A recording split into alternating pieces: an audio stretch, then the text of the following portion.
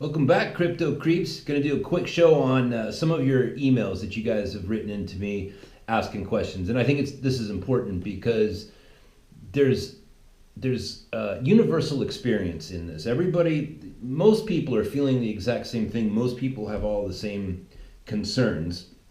You'd be surprised that the things that you're wondering about in the cryptocurrency market is what most people are thinking and feeling, and I'm gonna show that to you, and I'm gonna do a series of these shows of just conversations that I've had with you guys, so that you guys can talk to one another. You can follow each other on Twitter, and we can all come together as a community and communicate with one another.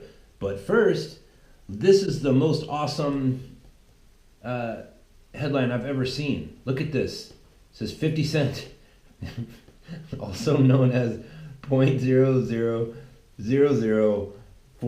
Bitcoin. That's the most awesome thing I ever saw.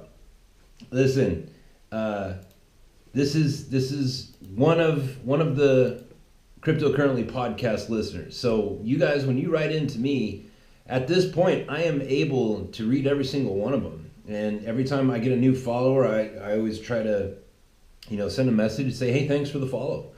I see it all and I read it all. Now, hopefully, this gets so big that I'm gonna have to pay somebody else to read these things, because it'll be overwhelming. But right now, I'm able to do it all myself.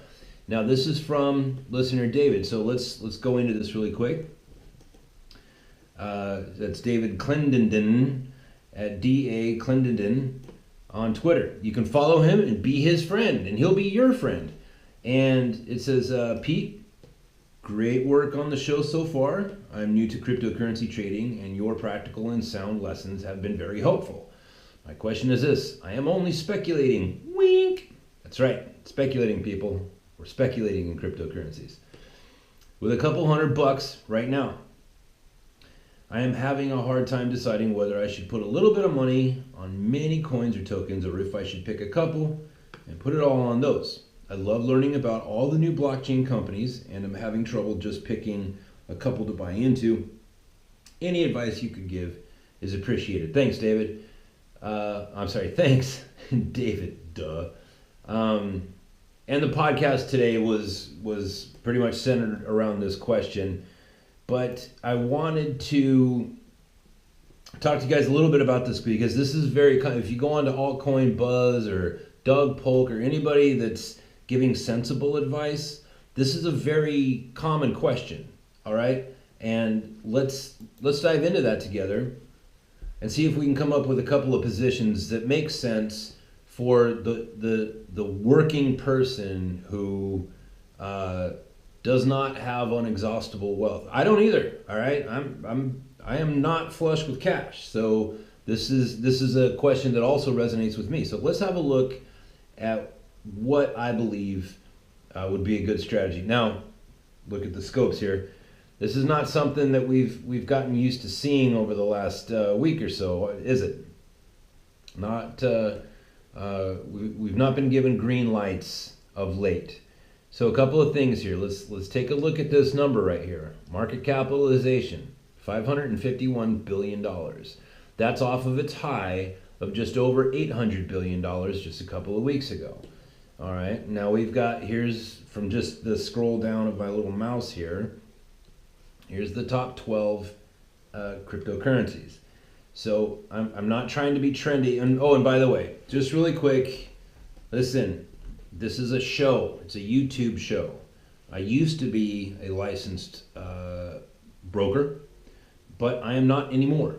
Those licenses have expired, and I am not giving you advice on what you should do with your own money. All right, the show is purely for entertainment purposes. Now let me answer your question. What would I do if all I had was $200 to put it in the market? His question was, should I put, say $5 into 40 different things? I would not, personally. Here's what I would do. I would put $50 on 4 different things. And I don't mean to sound trendy, but number one, you have to pick up some Bitcoin. Here's why. It's the flagship. All right, it's the standard of which all other coins are. When you see the coin price, it tells you the price in US dollars and the price in Bitcoin. All right, so this is the measuring stick. And right now it's at 11,000, off of its high of almost 20,000 just a few weeks ago. All right?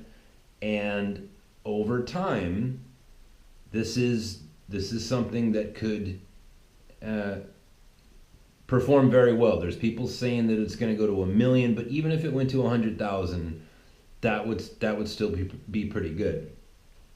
So Bitcoin and Ethereum are the first two. Ethereum, because Ethereum it's like Bitcoin, only it's liquid and there's a lot of it. All right. If you go onto ICO pages, it'll tell you, like, if you want to buy into this ICO, you have to use Ethereum, and if it's not Ethereum, then it's Litecoin. But it's mostly those two coins, and so these are the sort of the currencies of the market to purchase other currencies, right? These are the standard of trading, if you will. It's gonna be on these two coins quite a bit. And since there's so much new money heading towards this market, we know that from news from India and whatnot, that when people go to buy whatever coins they're going to buy, they're most likely going to be doing it with Ethereum and Litecoin. Bitcoin, not so much because of the processing fees, right? That's going to be a big factor. So I would take $50, put it on Bitcoin, Litecoin, Ethereum, and Cardano. Outside of that, the other coin that I would be looking at is Steam, and we talked about that on the show yesterday. Why Steam? That's one last thing too. Is we'll get back to David here. The thing is, you guys, is you're hearing a lot of people talking about HODL. Hey, hold on for dear life, okay? And that is a correct way of putting it. But I want to put something in front of you that is it's the same thing. It's only just that it's different. Is let go for dear life, okay? If you're holding on for dear life, like that sounds like a stressed out position. Like you're staring into the scope. So, oh my God, what's happening with my money? That's holding on for dear life. Let go.